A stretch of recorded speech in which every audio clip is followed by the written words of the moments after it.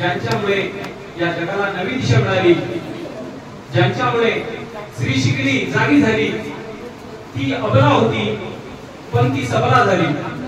आणि या कामी महत्वपूर्ण योगदान आणि भूमिका निभावणारे महात्माजी फुले यांच्या धर्मपत्नी सावित्रीबाई फुले योगायोगाने आज त्यांचा पुण्यस्मरणाचा दिन आहे। आणि या ठिकाणी मी अतिथींना विनंती करतो की आपण आदरणीय त्या ठिकाणी क्रांतिज्योती सावित्रीबाई फुले यांचे या ठिकाणी पूजन करावं। प्रतिमेचं सर्व अतिथींना विनंती करतो की त्यांनी प्रतिमा पूजन करावं।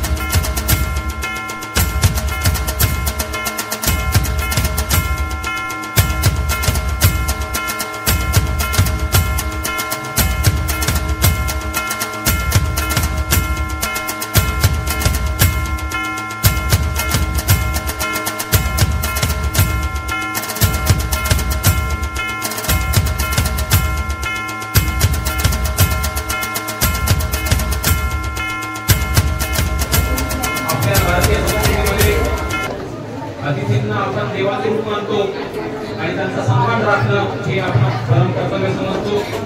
मी आदरणीय प्रतिभा अभोज मॅडम यांना विनंती करतो की आपला या ठिकाणी अतिथी सन्मान होतोय आणि मी जाधव सरांना विनंती करतो की आपण अभोज मॅडम यांचे या ठिकाणी पुष्पगुच्छ देऊन मनपूर्वक स्वागत करावं।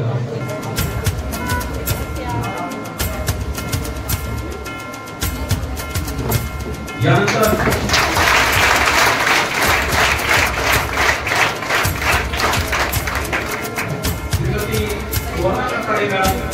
याही या ठिकाणी आवर्जून उपस्थित आहे। मी ज्येष्ठ शिक्षिका श्रीमती सोनटक्के मॅडम यांना विनंती करतो की त्यांनी करताळे मॅडम यांचं पुष्पगुच्छ देऊन स्वागत करावं।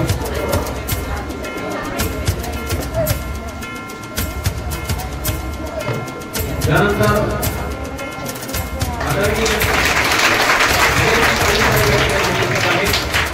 ज्येष्ठ शिक्षक श्री बनसोडे सर यांना विनंती करतो की त्यांनी काळे साहेबांची या ठिकाणी पुष्पगुच्छ देऊन स्वागत करावं।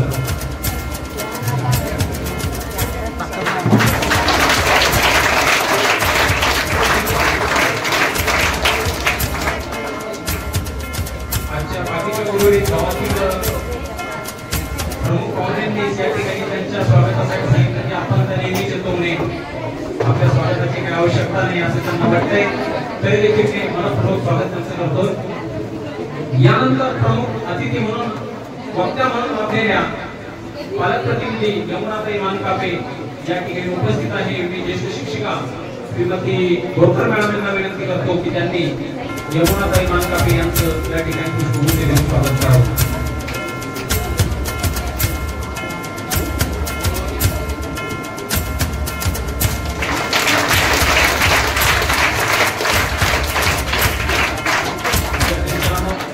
सगळ्यांना कल्पना आहे की नारीमध्ये किती शक्ती असते, नारी किती महान असते, याविषयी आपण परवाच्या दिवशी बरंच काही बोललो।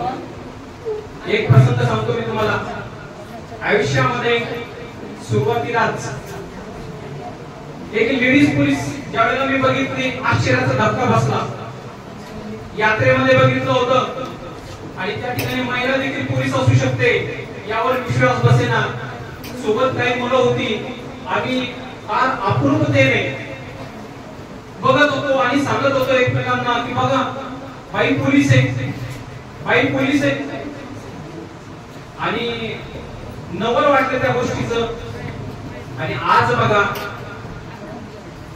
एक कर्तृत्ववान महिला आपल्या शिक्षणाच्या बुद्धीच्या जोरावर अख्ख्या पोलीस स्टेशनचा कारभार सांभाळते.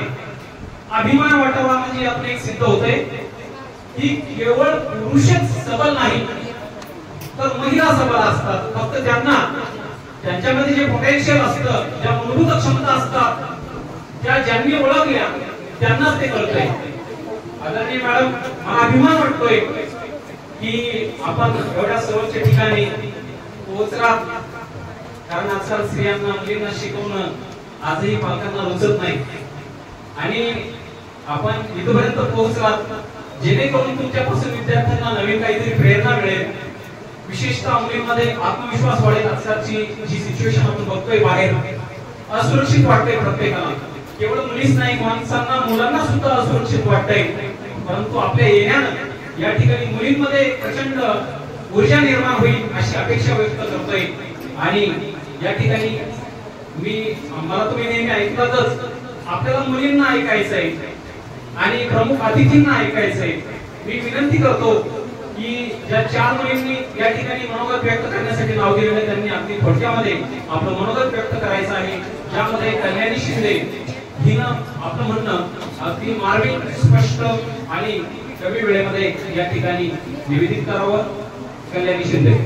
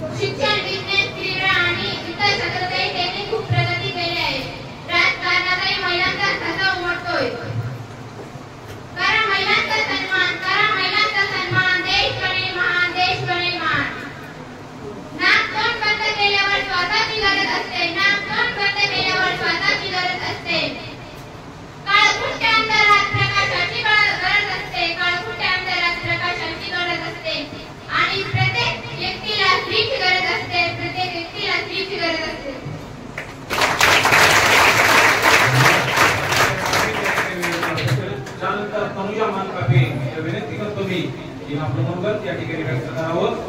अतिशय छोटी मुलगी या ठिकाणी आपलं मनोगत व्यक्त करत आहे.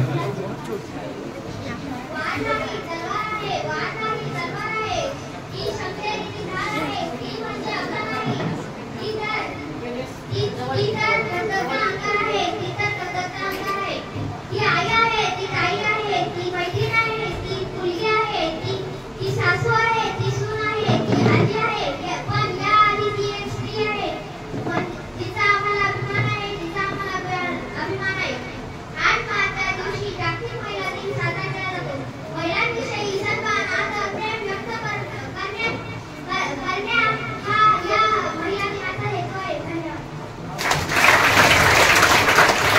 त्यानंतर पूनम मानकापे यांना आपलं मत व्यक्त करावं.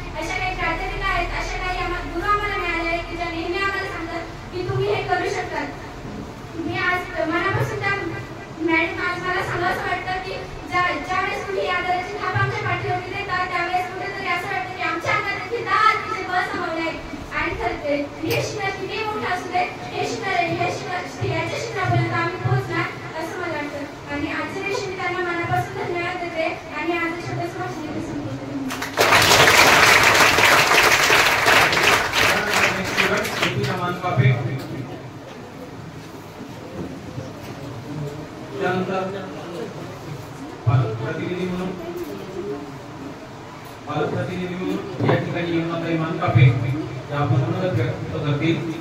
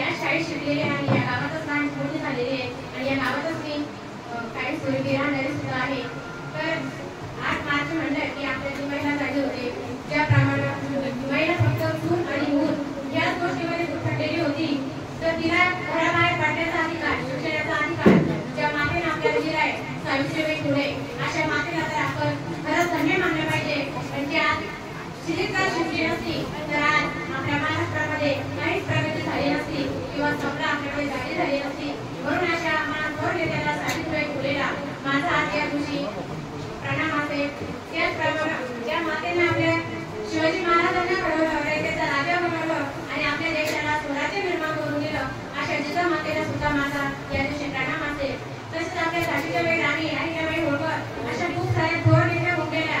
आज त्यांच्यामुळे आपण आहेत आणि आपण आहे म्हणून महाराष्ट्र आहे आणि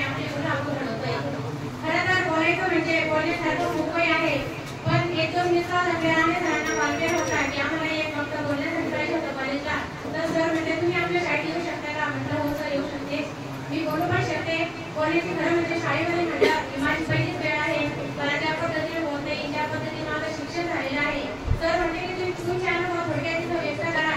खरं म्हणजे मित्रांनो, जर आपल्याला जीवनामध्ये सफलता निर्माण करायची असेल, आपली ओळख बनवायची असेल, प्रत्येक स्त्रीला प्रत्येक मुलांना वाटत असेल कुठंतरी काहीतरी बनलं पाहिजे, तर त्यासाठी 4 ते 5 गोष्टींचं सातत्यानं पालन करणं खूप गरजेचं आहे. त्यातली पहिली गोष्ट म्हणजे आळस. आळस हा एवढा भयानक शब्द आहे, तो कधीच माणसाला यशाची पायरी वाटू देत नाही. म्हणजे आपल्याचा जो आळस असेल तो आळस आपण असा पूर्णपणे झटकून टाकलं पाहिजे आणि आपल्याची जागरूकता निर्माण केली पाहिजे. हा एक पहिली गोष्ट आहे. आणि दुसरी गोष्ट आहे स्वतःबद्दल कधी निगेटिव्ह विचार न करणं. कारण आपल्यामध्ये जेवढे पॉझिटिव्ह विचार असतात, जेवढ्या गोष्टींचा आपण पाठलाग करत असतो, त्या गोष्टी आपल्यासोबत घडत असतात. म्हणून आपण आपल्यासोबत नेहमी पॉझिटिव्ह विचार असले पाहिजे. तिसरी गोष्ट आहे सातत्यानं आपलं स्वप्न कुठेतरी मोठं असलं पाहिजे आणि त्या स्वप्नांचा पाठलाग आपण सातत्याने केला पाहिजे. ही गोष्ट खूप महत्त्वाची आहे.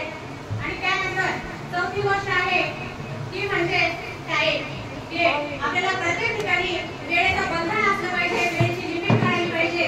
आज मी खूप वर्षापासून बाहेर फिरते, 8 ते 9 वर्ष झाले, तेव्हापासून मी बघते की मुलं आज मोबाईल घेऊन रस्त्याने खूप टाइमपास करतात आणि कुठेही जिथं थांबायचं नाही तिथं 4-4 घंटे वाया घालवतात. जर तुम्हाला तुमचं जीवन वाचायचं असेल, तुमची ओळख निर्माण करायची असेल, स्वतःचं अस्तित्व वाढवायचं असेल, तर त्या वेळेचं बंधन पाळलं पाहिजे. आज मी तर बसलेल्या प्रत्येक विद्यार्थ्यांना सांगते की तुम्ही जर हे 5 तास तुमच्या जीवनामध्ये सातत्याने जर याचा पाठलाग केला तर मी तर नाही म्हणत की तुमच्याच विद्यार्थी आज अयशस्वी होईल. कारण तो यशाच्या पायरीला लागेल आणि त्याला जीवनाचा अर्थ कळेल. बघा, कधी कुठलीही गोष्ट करताना आपल्याला आपल्या आई वडिलांचं भान असलं पाहिजे. आपल्याला ते आपल्यासाठी काय काय खर्च लागतात त्या गोष्टींचं भान असलं पाहिजे. थोडक्यात मी या गावामध्ये माझं लग्न झाल्यानंतर करिअर कसं केलं हे थोडक्यात तुम्हाला सांगणार आहे. जास्त वेळ नाही घेणार, 5 ते 10 मिनिटात मी संपवणार आहे. बघा, जेव्हा आम्ही लहान होतो तेव्हा माझे खूप मोठे स्वप्न असायचे. शिकण्याची खूप इच्छा होती, खूप काहीतरी करायची इच्छा होती आणि हे स्वप्न मी 4थीच्या वर्गात असतानाच मी डोळ्यासमोर ठेवायचे. कारण त्यावेळेस माझी आई खूप आजारी असायची आणि आजारी असल्यामुळे आम्हाला त्या परिवारामध्ये शिक्षणासारखं वातावरणच निर्माण असायचं नाही. कारण खूप कमी वेळातच आमच्या आई स्वर्गवासी झाल्या. त्यानंतर माझे वडील खूप ड्रिंक करायचे. त्यानंतर मूल बाळ आणि संसार या गोष्टीची काहीही घेणं देणं नव्हतं. नंतर माझ्यासाठी आपला एक थोरला भाऊ आहे, तो मी काही मदत करेल, पण त्याचं शाळेत लक्ष नव्हतं. कारण त्याला तसे संस्कारच कुटुंबातून मिळत नव्हते. म्हणून त्या गोष्टी आम्हाला त्या परिवारामध्ये त्या माणसामध्ये त्या गोष्टी लागल्या नाही. खूप कमी वयात असताना आई चालले गेल्यानंतर शिक्षणाची खूप आवड होती. आई गेल्यानंतर मी लग्नाच्या लग्नात होते, वडिलांनी माझं लग्न करून टाकलं. लग्न केल्यानंतर मला अशा कुटुंबामध्ये दिला की तिथं सगळे संस्कारी आहेत, सगळे मंडळी शिकलेले आहेत. माझ्या मिस्टरांचं पण BA झालेलं आहे, ते सुद्धा एक टीचर होते, पण त्या काळात त्यांनी ते केलं नाही.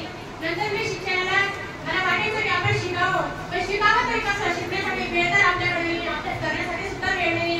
घरातून काही मंडळी शिक्षणासाठी विरोध पण करत होतात. पण त्या विरोधाला मी पुढे जाऊन की आपण कसं शिकायचं हा मार्ग मी स्वतः निवडला. की माझ्याकडे राहिलेला फक्त रात्रीचा वेळ असायचा आणि त्या रात्रीच्या वेळेमध्ये झाले 8 ते 9 वर्ष मी 2च्या नंतर झोप म्हणजे काय या गोष्टीचे मला काहीच माहित नाही. कारण 2च्या नंतर मी कधीही जागीच असायचे. राहिलेल्या वेळेत माझा अभ्यास करायचे 2 ते 4 वाजेपर्यंत आणि 4 वाजता सगळी घरातली कामं करायची. जर कॉलेजमध्ये टीचरने काही सांगितलं असं प्रोजेक्ट बनवायचे आहे, तुमची ओरल आहे, तुम्हाला हा प्रोडक्ट करायचा आहे, तो प्रोजेक्ट करायचा आहे, या सगळ्या गोष्टी मी रात्रीच्याच तयार ठेवायचे. नंतर माझ्या शिक्षणामध्ये 8 वर्ष गॅप पडला. माझे मुलं छोटे होते, त्या मुलांकडेही लक्ष देणं खूप गरजेचं होतं आणि ते थोडं लक्ष देत मी माझा परत 2016 मध्ये माझं करिअर चालू केलं आणि मी ग्रॅज्युएशन कम्प्लीट करत त्यामध्ये मी जेव्हा टायपिंग लावली होती तेव्हा मी रात्रीच्या 2 वाजता उठायची. म्हणजे मला ती सवयच लागून गेली की शरीराला की रात्री 2च्या नंतर झोपायचंच नाही, तरच आपण काहीतरी घडू शकतो, काहीतरी करू शकतो, ही गोष्ट माझ्या डोक्यात असायची. आणि ज्यावेळेस मी टायपिंगला जायचे त्यावेळेस मी 6 वाजता घरातून निघायचे. माझे मिस्टर मला जातेगाव फाट्यापर्यंत घेऊन सोडायचे. 11 वाजता घरून वापस यायचे. तिकडून येईपर्यंत शेतामध्ये रोजगारी असायच्या आणि त्या रोजगारी सोबत मला चढणार यायचं. तर जेवण म्हणजे काय, 9 महिने तर मी फक्त सकाळचं जेवण डायरेक्ट 2 वाजता करायचे आणि दुपारचं जेवण मी रात्री करायचे आणि 10 वाजता झोपलेले 2 ते 3 तास झोप घ्यायची. नंतर तर मला घरच्याकडून पैसे मागायला सुद्धा लाज वाटायची. आता काय करावं, पैसे मागणार तरी कोणाकडं? कारण तेव्हा पूर्वीच्या काळामध्ये म्हणतात की थोर मंडळी सासू सासरे व्यवहार करायचे आणि त्यांच्याकडे सातत्यानं पैसे मागणे चुकी जाईल, लाज वाटण्यासारखी गोष्ट वाटायची. म्हणून मी थोडासा सेवन क्लास केला घरी आणि रात्री 12-12 वाजेपर्यंत मी लोकांचे फाटलेले जुने कपडे शिवायचे आणि ब्लाऊज सुद्धा शिवायचे आणि त्यातून जे पैसे मला मिळायचे ते मी जाण्यासाठी खर्च करायचे. मग तेव्हा मला थोडीशी हिंमत आली की आपण हेच काही करू शकतो आपल्यामध्ये पॉझिटिव्हिटी आहे. आणि ज्या लोकांची मी सल्ला घेतला असेल, मार्गदर्शन घेतलं असेल, अशी मला लाभलेले गावातील थोर मंडळी काही चांगली होती. आणि माझे कॉलेजचे टीचर जेव्हा मी माझं तिथे ऍडमिशन होतं तेव्हा माझे धावपळ बघायचे, माझे ते कष्ट बघायचे. आणि त्यावेळेस सर म्हटले की काही तुम्ही काही थांबायचं नाही, त्या पद्धतीने सांगा, त्या पद्धतीने तुम्ही तुमचं करिअर पूर्ण करायचंय. आणि असं करत करत माझं ग्रॅज्युएशन कंप्लीट झालं. आणि ग्रॅज्युएशन झाल्यानंतर सरांनी परत मला एकदा कॉलेजला बोलवलं, तेव्हा मी माझ्या मित्रांना घेऊन गेले आणि सरांचे विचार घेतले. सर म्हटले की तुम्ही आता पुढं विजिट करा, म्हणजे कुठल्याही ग्रंथालयामध्ये, हॉस्पिटलमध्ये, कुठेही तुम्हाला ग्रंथालयामध्ये काम करता येईल. म्हणून मी विजिटला ऍडमिशन घेतलं. सरांनीच माझा त्या कॉलेजसोबत कॉन्टॅक्ट करून दिला, सरांचा नंबर दिला आणि ऍडमिशन घेतलं. असं करत करत माझं विजिट सुद्धा कंप्लीट झालं, टायपिंग सुद्धा झाली. सगळ्या गोष्टीमध्ये मी कधीच फेल झाले नाही ना, पासच होत गेले. कारण मी तेवढं करायचे रात्रीच्या वेळेत, म्हणजे स्वतःला जर आपल्याला काही बनायचं असेल तर थोडीशी आपली झोप बाजूला ठेवा, आपलं जेवण बाजूला ठेवा. जर तुम्ही या गोष्टी केल्या तर आज प्रत्येक बसलेली मुलगी, प्रत्येक असलेला मुलगा जीवनामध्ये यशस्वी होऊ शकतो. हा माझा विश्वास आहे आणि ते मी करून दाखवले. आणि आज सांगायला सगळ्यांना आनंद होतोय की माझं शिक्षण सगळं कंप्लीट झाल्यानंतर 2019-20ला आता 2-3 वर्ष मी घरीच होते, पण 2016 पासून मी आपल्या गावातील शासकीय ग्रंथालयामध्ये काम करत होते. तर मी तिथं पेमेंट खूप कमी होतं, पण पेमेंटच्या हिशोबाने नाही तर आपल्याला काहीतरी करता येईल, आपल्याला तेवढाच वेळ मिळाला तर थोडं काहीतरी अजून शिकता येईल. यासाठी मी तिथे थोडा अनुभव घेतला. आणि आता आपल्या खासगी college BY nursing BSc nursing कॉलेजला माझा लायब्ररीचा कोर्स झालेला असल्यामुळे मला सरांचा परत कॉल आला की मॅडम आपल्याकडे एक जागा खाली आहे, तुम्ही करता का? ज्यावेळेस मला इंटरव्ह्यू बोलवलं त्यावेळेस मी गेले आणि इंटरव्ह्यू पण चांगला झाला. आणि तसंच माझा ग्रंथपाल म्हणून मी कार्यरत आहे. आणि 4 महिने झाले मी तिथं ग्रंथालयामध्ये रोज जाते. तर माझ्या मुलांचं सुद्धा मी करिअर चांगलं घडवलं. आणि मुलांनाही तिथं आलेल्या प्रत्येक पालकांना माझी एकच विनंती आहे, आपल्या मुलाकडे आपण फक्त 3 ते 4 वर्ष चांगल्या पद्धतीने लक्ष द्यायचंय. माझा मुलगा असं करत होता, मग मला हे करायचं, मला गाईचा बिझनेस करायचा, मला ते करायचं, मला हे करायचं. मी त्याला 6 महिने बोनस सोडलं, तुला जे करायचं असतं ते कर. त्याने सगळ्या गोष्टी करून बघितल्या, पण काहीतरी भगवंताची कृपा आहे, माझ्या कष्टांचं फळ आहे. तर माझ्या मुलाचंही याच 1 मार्चला एका सिव्हिल कंपनीमध्ये त्याचं सुद्धा सिलेक्शन झालं आणि तो सुद्धा तिथं जॉईन झाला.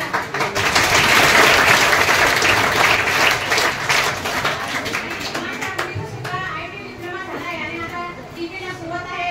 तर मला वाटतंय प्रत्येक स्त्रीला कुठंच न बघता, प्रत्येक विद्यार्थ्याला कुठंच न बघता एक शेवटची गोष्ट सांगेन मी की जो आपला मोबाईल आहे, त्या मोबाईलचा आपण ज्या वेळेस वापर करायचा आहे त्याच वेळेस वापर केला पाहिजे. कोणी मोबाईल वापरू नका असं मी म्हणत नाही, पण त्याचा जो गैरफायदा असतो तो आपण घेतो आणि त्या आपल्या अभ्यासाचा वेळ जर आपण त्या मोबाईलमध्ये घालवत असेल तर आपला करिअर होणार नाही. आणि अशाने एक दिवस असा भयंकर वेळ आपल्यावर येईल, त्यावेळेस म्हणतो आपण की मला कुठंच यश मिळत नाही. यश मिळवणे फक्त प्रत्येकाच्या हातात असतं आणि कृती मिळवणं प्रत्येकाच्या हातात असतं. तर या गोष्टी आपल्याला कशा पद्धतीने करायचं आहे यासाठी थोडंसं आपल्या आईने आणि पालकांनी जर आपल्या मुलांकडे लक्ष दिलं, खरं म्हटलं तर 12वी पर्यंत मोबाईलची गरजच नसते. कारण ज्यावेळेस मी बिलिंगला होते त्यावेळेस आम्हाला ग्रुपवर मेसेज यायचे, तर माझ्याकडे मोबाईल सुद्धा नव्हता. त्यावेळेस मला ते काही माहिती करून जर घ्यायचं असेल तर मला एक शनिवार आणि रविवार प्रत्येक संडेला आणि याला कॉलेजला जावं लागायचं. आणि तिथं ज्या गोष्टी घडायच्या त्या मी स्वतः बघायचे, कारण माझ्याकडे मोबाईल नव्हता, घरातही नव्हता. त्यामुळे मोबाईलची सध्या गरज नसते. जो तुमचा वेळ असेल आणि जो वेळेचं बंधन पाळेल तो जीवनामध्ये सक्सेस होऊ शकतो. एवढं बोलून मी आज 2 शब्द संपवते.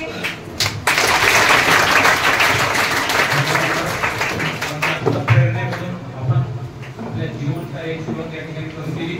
विद्यार्थ्यांनी काय करावं आणि काय करू नये याबाबत हेतूचीच मार्गदर्शन केलं आणि काही त्यांनी पाठ केलेलं नव्हतं.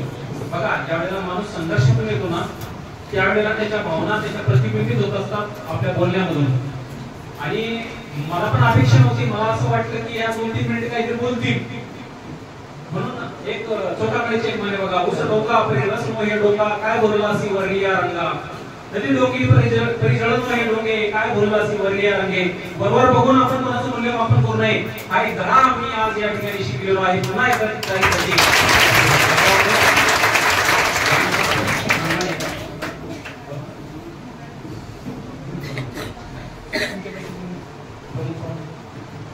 बघा, आताच मॅडमना मोबाईल बद्दल सांगितलं, मोबाईलचे दुष्परिणाम सांगितले. मी आवर्जून पुन्हा एकदा सांगतो, आपल्या आयुष्यात जर वाटोळ जर करणारा एक घटक जर बोलत असेल त्याचे फायदे आहेत, परंतु त्याचे फायदे घेणाऱ्याला 5% विद्यार्थ्यांनाच मोबाईलचा फायदा होऊ शकतो. 95% हे मोबाईलच्या दुष्परिणामामुळे वाया जातात. एक साधं सोपं उदाहरण सांगतो मी. एक कीर्तन ठेवा तुम्ही चांगल्या महाराज भक्ताचं, तिथे कोणी येणार नाही. लावणीचा कार्यक्रम ठेवा, तिकीट लावा, तिथे नक्की जातील सगळेजण. आता ज्यांनी मोबाईल मध्ये क्रांती घडवली, जिओचे सर्वे सर्वा, आशिया खंडातला सर्वात श्रीमंत माणूस अंबानी, तुम्ही बघा त्यांचे फोटो. तुम्हाला हातात मोबाईल घेऊन बसलेले दिसतील का? अरे त्यांच्यासाठी 3 स्पेशल लाईन. आपल्या 2 लाईनवर अख्खा देश चालतो, त्यांच्या स्वतःच्या 2 लाईन आहेत की ज्या फक्त त्यांची व्हीआयपी नंबर चालतात, पण तुम्हाला त्यांच्याजवळ मोबाईल कधी दिसणार नाही. त्यांनी आपल्याला वेळ बनवलं, आपण वेळे झालो. मी तर असं म्हणेन, मोबाईलचा फायदा निश्चित आहे, परंतु आपण थोडीशी मेहनत जर घेतली, पुस्तकामध्ये जर डोकावलं आपण, तर आपल्याला मोबाईलची फारशी गरज नाही. 9वी पर्यंत तरी नक्कीच गरज नाही. ठीक आहे. अशा प्रकारे मॅडमने जे विवेचन या ठिकाणी केलं, आपण धन्यवाद देऊया त्यांना. आणि ज्यांना ऐकण्यासाठी आपण आतुर आहोत, अशा आदरणीय PSI अबूज मॅडम यांना मी विनंती करतो की त्यांनी यथोचित मार्गदर्शन विद्यार्थ्यांना करावं.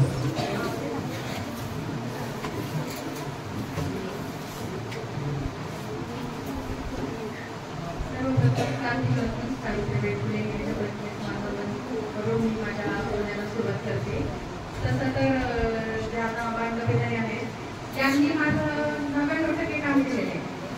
आलं लक्षात? म्हणजे मला आता एकच बोलायचंय, कारण त्यांनी जी यशस्वी होण्यासाठीची जी पद्धत आहे ती सांगितली आणि त्या म्हटलं की मी पहिल्यांदा बोलते स्टेजवरती. पण तुमच्याकडे बघून असं वाटतंय की तुम्ही एकदम उत्कृष्ट वक्ते आहात, म्हणजे तुम्ही एकदम स्टेज गाजवणारे व्यक्तिमत्व आहात. आणि हा आत्मविश्वास नक्कीच तुम्ही जे कष्ट केलेले आहेत त्यामधून तुम्हाला आलेला आहे. आणि माझं काम तुम्ही खूप कमी केलेलं आहे. त्यांनी मी जे सांगणार होते, जसं की त्यांनी माझ्या मनात ओळखलंय, त्यांनी खूप गोष्टी मला ज्या तुमच्यापर्यंत पोहोचायच्या होत्या त्या त्यांच्या स्वतःच्या कृतीमधून पोहोचवलेल्या आहेत. म्हणजे त्यांच्या कष्टामुळे मी देखील सगळ्यात पहिले तर मला सांगायला आवडेल की मी तुम्ही सगळ्या ज्या भाषण केलं होती त्यांनी पण खूप छान भाषण केलं. त्यांना मला माझी प्रतिभा दिसली जेव्हा मी शाळेत होते, कारण मी जिल्हा परिषद शाळेमध्ये 7वी पर्यंत शिक्षण घेतलेलं आहे. एकदम ग्रामीण भागातील शेतकरी कुटुंबातील एकदम सर्वसाधारण मुलगी आहे, जी की जिल्हा परिषद शाळेला शिकून नंतर 10वी पर्यंत 3 किलोमीटर पायी जाऊन शिकून मग 11वी पासून बीडला शिक्षण केलेलं आहे. बीड बाकीचे बीड जिल्ह्यात आहे. बीड पासून 38 किलोमीटर माझं गाव आहे, जिथे की ज्यावेळेस माझ्या गावामध्ये 7वी नंतर शिकणारी मुलगी मी आहे पहिली. तिथून पुढे 7वीच्या नंतर शिकायला सुरुवात केली. गावात 7वी पर्यंत शाळा होती, सगळ्या पालकांचं म्हणणं होती तेवढं शिकायचं नाही. त्यानंतर मग त्यांच्या 1-2 वर्षात लग्न व्हायचं. खरं तर तुमचं पण बांधव झालेलं आहे कायद्याच्या दृष्टीने बघितलं तर, पण तुमचं एवढं परिश्रम करता त्याच्यावरती भोगे द्यायची जास्त आवश्यकता नाही. पण मुलीची खाकी तो लगेच नवीन लग्न झालं, बालविवाह झाला. तर या ठिकाणी जेवढे विद्यार्थ्यांची आवश्यकता होती या कार्यक्रमासाठी तेवढीच पालकांची होती. मला सांगायला आनंद होईल की माझ्या पालकांनी मला सपोर्ट केल्यामुळेच मी पोलीस ऑफिसर बनू शकले. एकतर लेडीजने पोलीस बनणं, ग्रामीण भागातून पोलीस बनणं ही खूप दुर्मिळ गोष्ट आहे. मुळातच 7वी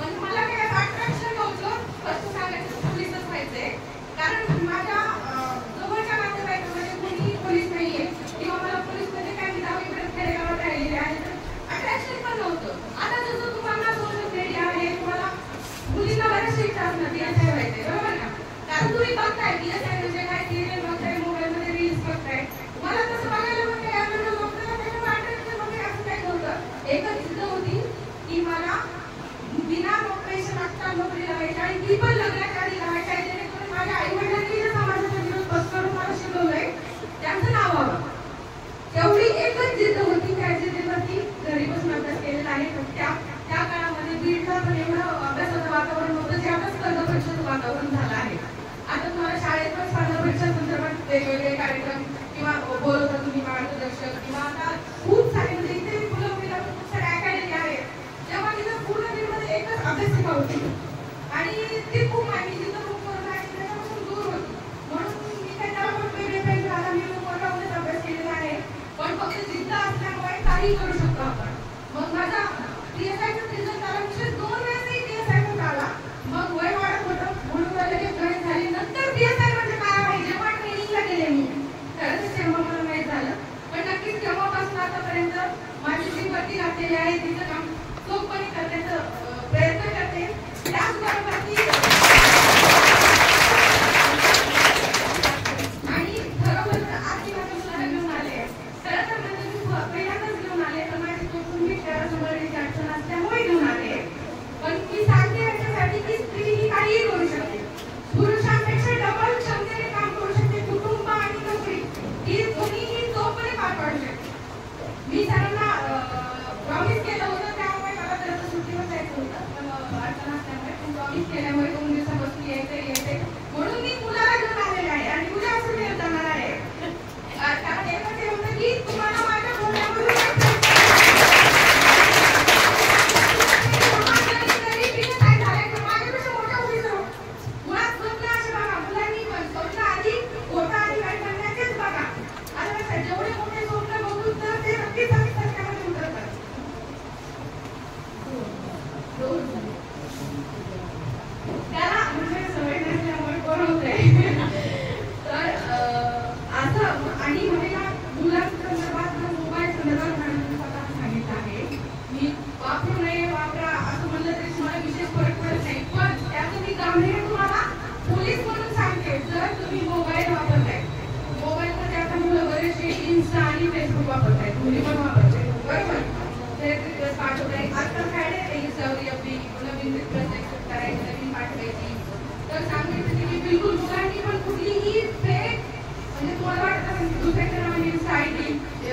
वगैरे ओपन केली आणि मुलीला फ्रेंड रिक्वेस्ट पाठवली.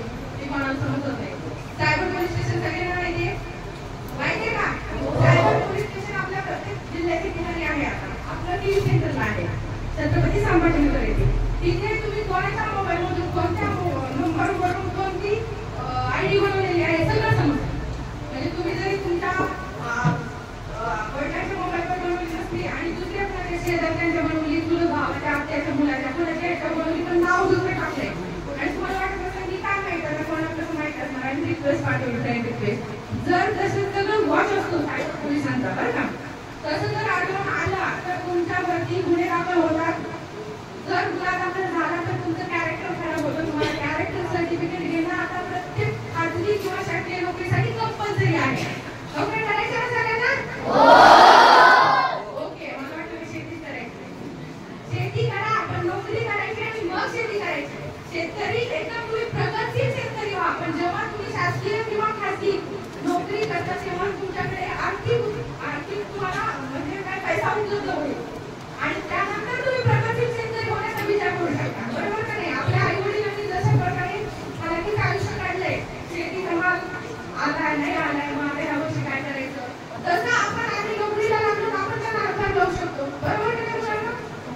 त्याच्यामुळे मोबाईल आणि हे रील्स वगैरे असं काही टाकायचं नाही. तसे बरेच मुलं आता तुम्ही किती 9वी पर्यंत मुलं आहेत ना 8वी 9वी 10वी पर्यंत बऱ्याच मुलांना अशा पण काही पोस्ट व्हायरल करायची सवय आहे जातीयवाद. म्हणजे कुठलाही व्हिडिओ नाही बनवायचा छत्रपती शिवाजी महाराजांवरती किंवा डॉक्टर बाबासाहेब आंबेडकरांवरती किंवा आणखी कुठल्या समाजसुधारकावर जेणेकरून कुठल्याही समाजामध्ये तेढ निर्माण होईल. बरोबर का? बिलकुल नाही. तसं जरी व्हायरल झाला आणि सायबरवाले तसंही सगळ्या गोष्टी वॉच ठेवतात त्यामध्ये देखील तुम्हाला तुमच्यावरती गुन्हा दाखल होतो. गुन्हा दाखल झाला तर एकतर तुमचं पूर्ण करिअर तुम्हाला परत नोकरीसाठी बिलकुल आमचं सर्टिफिकेट मिळत नाही. पोलिसांचं चारित्र्य पडताळणी सर्टिफिकेट आवश्यक असतं. इंग्लिशमध्ये कॅरेक्टर सर्टिफिकेट म्हणतात. आलं लक्षात? त्याच्यामुळे असं मोबाईलवरती रील्स टाकायचं नाही. मोबाईलवरती इंस्टा ID किंवा वगैरे एखादी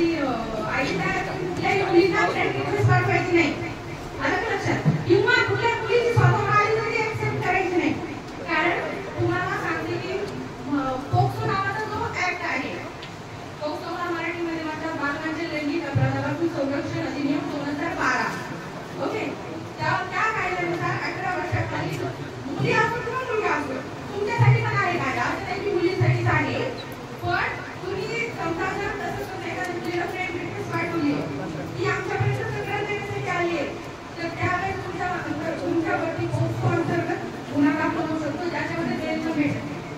आणि लक्षात मग तुम्ही आतमध्येच राहणार.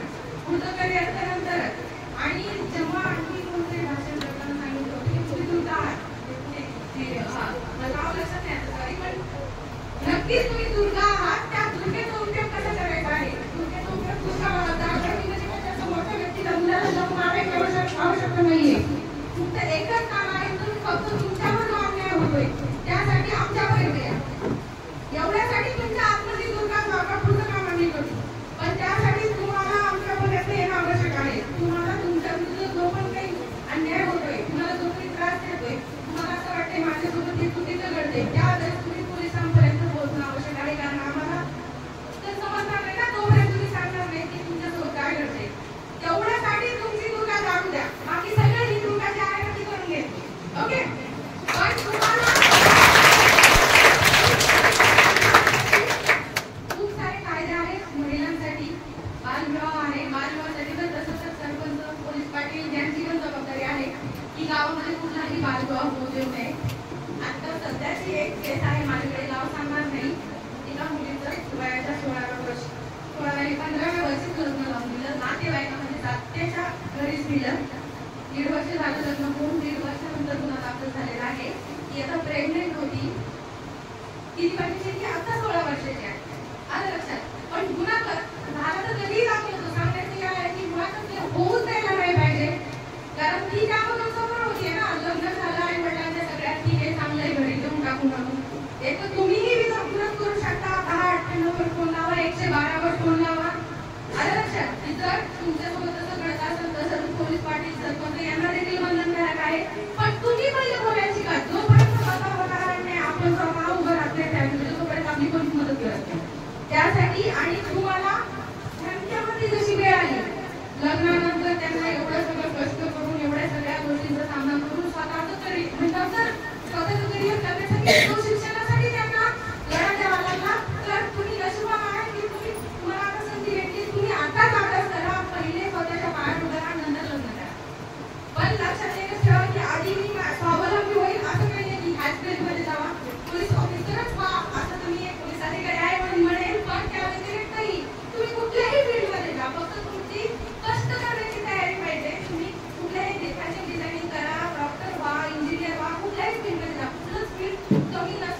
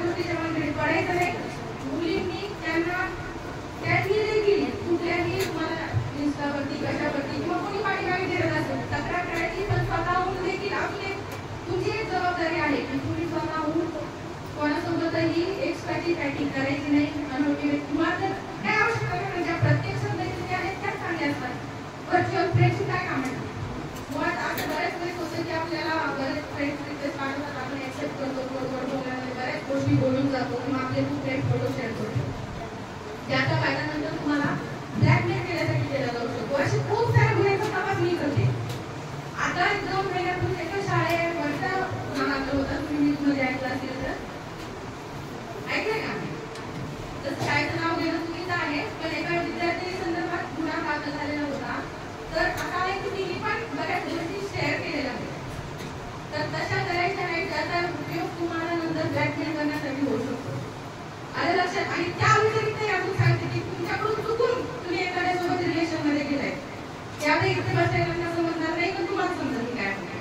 चुकून तुम्ही एखाद्यासोबत रिलेशन मध्ये गेलाय, चुकून तुमचं लव्ह अफेअर झालं होतं, पण तुम्हाला लक्षात आलंय आता की आपण करत होतो ते चुकीचं आहे. आणि मग त्यावेळेस जर समोरची व्यक्ती तुम्हाला बळजबरी म्हणत असेल, त्यावेळेस यूज करते समोरची व्यक्ती तुमचे जे चॅटिंग आणि फोटोज आहेत त्याचा की तू माझ्यासोबत रिलेशन मध्ये राहण्यासाठी तुझ्या घरच्यांना दाखल किंवा व्हायरल करायचे, असे खूप प्रमाणामध्ये प्रकरण असतात. त्यावेळेस देखील तुम्ही तक्रार देऊ शकता. सांगायचा उद्देश हाच आहे की तसं तर तुम्ही करायचं नाही, कोणाला फासायचं नाही, कोणाच्या बरोबर बोललेला किंवा कोणाच्या ह्याला, पण तुमच्याकडून चुकून झालं आहे आणि जर आता समोरची व्यक्ती तुम्हाला ब्लॅकमेल करते, तर त्यावेळेस देखील तुम्ही तक्रार देऊ शकता. आम्ही बिलकुल म्हणणार नाही की तू काय रिलेशन मध्ये होते, त्यावेळेसही तुमची तक्रार दाखल केली जाऊ शकते आणि समोरच्या व्यक्तीवर कारवाई केली जाऊ शकते. आलं लक्षात? फक्त तुम्हाला आमच्यापर्यंत येणं आवश्यक आहे. तुम्हाला तर एवढे सारे मॅडम आहेत, तुम्हाला एरवी काही त्रास असेल तर तुम्ही तुमच्या मॅडमला सांगू शकता.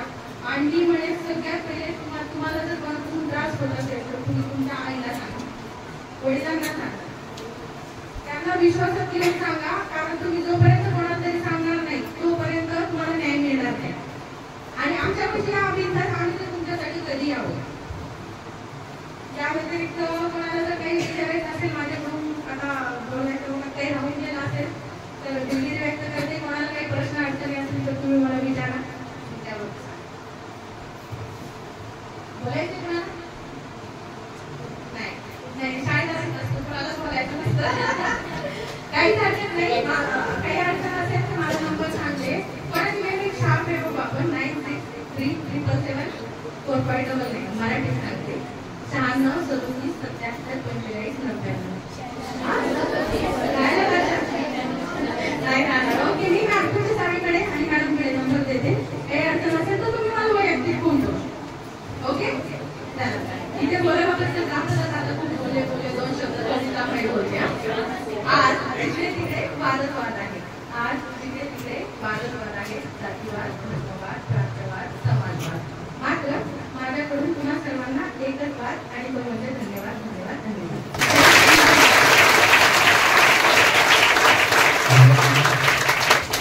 अतिशय मौलिक आणि प्रभावी शैलीमध्ये ग्रामीण परिस्थितीत आपण राहून सुद्धा इथपर्यंत पोहोचला आणि आपण अमोलिक असं मार्गदर्शन या ठिकाणी केलं.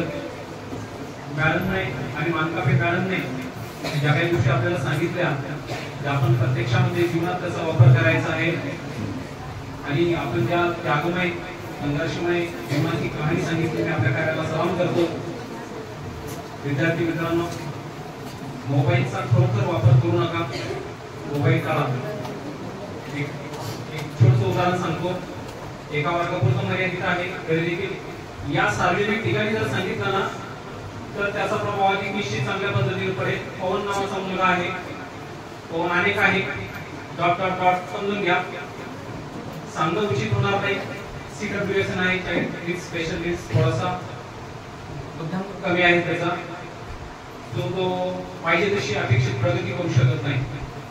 परंतु त्यानं ज्यावेळेला इन्स्टा उघडलं आणि अनेक विद्यार्थ्यांना रिक्वेस्ट पाठवली, याच्यावर मला कळालं त्या दिवशी दुपारपर्यंत मी सुन्न झालो की ज्याच्यासाठी 2 वर्षापासून आम्ही सगळेजण आपण प्रयत्न करतोय याच्यामध्ये इम्प्रूव्हमेंट व्हावी म्हणून, तो जर मराठीमध्ये इम्प्रूव्हमेंट करत नाही आणि इंस्टाग्राम पर्यंत जर गेला तर मलाच कमी वाटायला लागलं की मी फार पाठीमागे आलो. मी कसं काय एवढा पाठीमागे आलो, माझे खातं नाही, मी वापरही करत नाही, गरज आहे. आम्ही तेवढं वाईट गेलो या गोष्टीला. जर ती असेल की ह्या अंबानीला कशीच कल्पना सुचली असं फुकट का वाटली. त्यांच्यामुळे आम्ही घेतले कोरोना पिरियड मध्ये हळूहळू त्याचं व्यसन लागलं. आता आमच्यासारख्याला सुशिक्षित माणसांना जर त्याचं व्यसन लागतं तर तुम्ही फार अज्ञानी. पुन्हा एकदा विनंती करतो की मोबाईल पासून दूर राहा. मोबाईल वापरा निश्चित, परंतु ज्यावेळेला आपल्या आई किंवा वडील आपल्या बाजूला बसलेले असतील ना त्यावेळेला अभ्यासासाठी घ्या. कोणतेही आई वडील, मी तुम्हाला शुअरली सांगतो, कोणतेही आई वडील आपल्या विद्यार्थ्यावर आपल्या मुलांवर डोळे झाकून विश्वास ठेवत असतात. मी ठेवतो, सगळे ठेवतात. परंतु जर आपण त्याचा गैरफायदा जर घेत असेल तर आपण स्वतःला फसवतोय सुरुवातीला. आणि मोबाईल याच्यामध्ये शिकण्यासारखं कमी आहे. मी नक्की सांगतो तुम्हाला, शिकण्यासारखं कमी आहे. जे आपण टाकतो, आम्ही ज्या पोस्ट करतो त्या कुणी बघत नाही. शोकांतिक आहे म्हणून आता आई वडिलांना शेजारी बसवा आणि मग मोबाईल वापरा. 2 ते 4 तास वापरा, निश्चित फायदा होईल. असा एक संदेश या ठिकाणी मी देतो. आणि आदरणीय जाधव सर यांना विनंती करतो की आपण या ठिकाणी अध्यक्षीय समारोप करावा. धन्यवाद सर. जिच्या हाती पाळण्याची गोडी, जिच्या हाती पाळण्याची गोडी ही जगाला उद्धर. वाक्य तुम्ही ऐकलं, पण दुर्दैवानं असं म्हणायची वेळ आली जे आपण ऐकतो.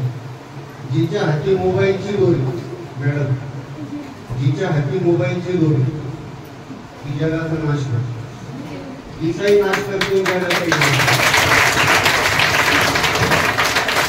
हे कुठंतरी थांबावं म्हणून मी 4 दिवसापासून मॅडमच्या संपर्कात आहे. त्यानंतर सगळ्या मुलांना तुम्हाला मी एक मेसेज दिला होता 4 दिवसापूर्वी, तुम्ही शाळेत येताना आज तुमच्या आईला सोबत आणायचं आहे. किती मुलींनी आणलं? 4-5 दिवस आहे. हे तुमच्या मातेला सुद्धा ऐकवणं गरजेचं होतं. पण दुर्दैव आहे, काम असतं, शेताचं काम असतं.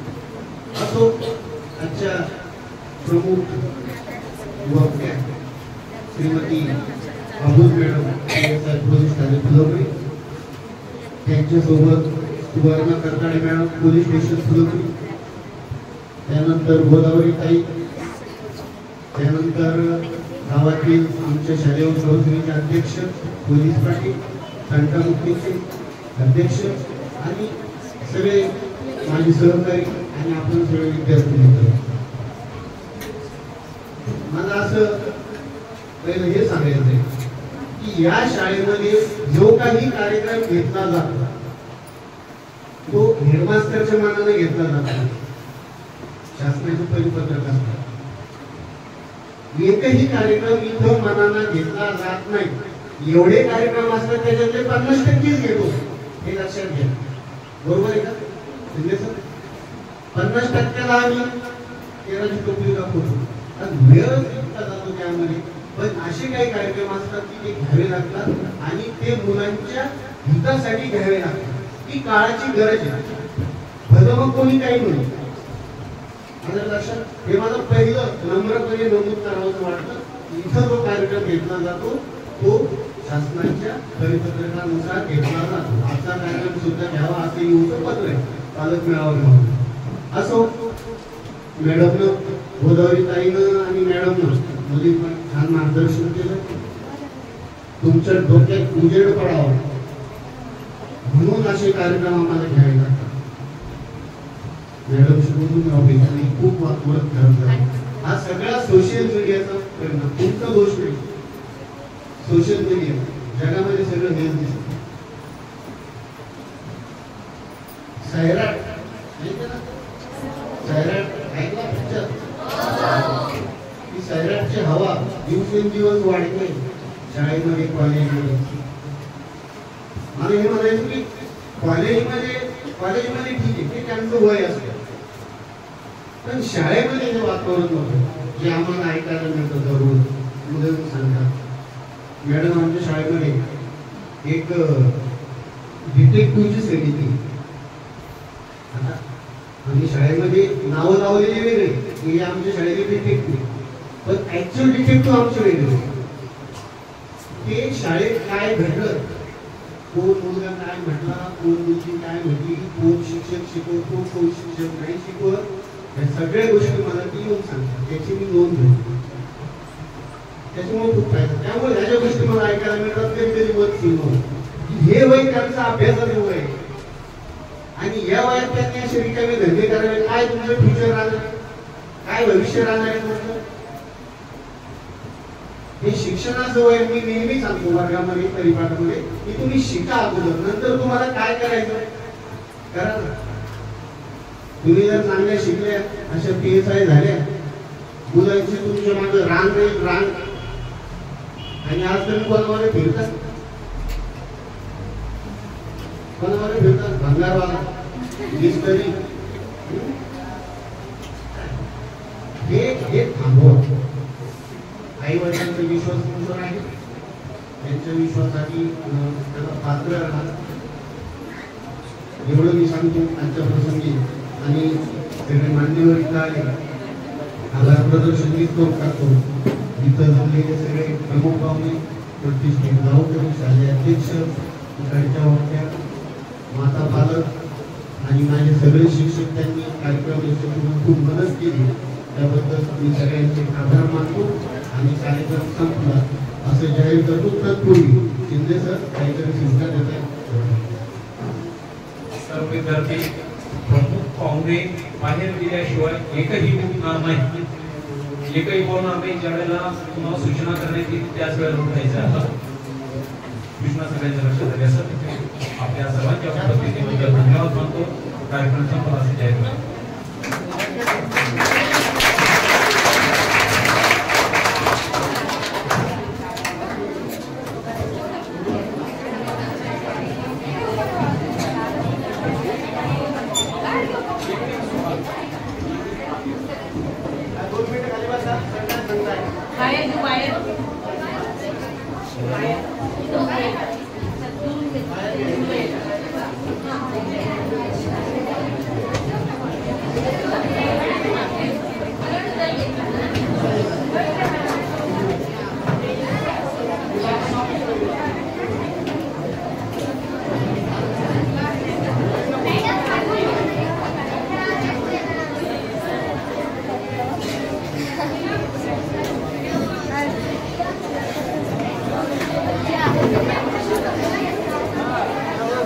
Sudah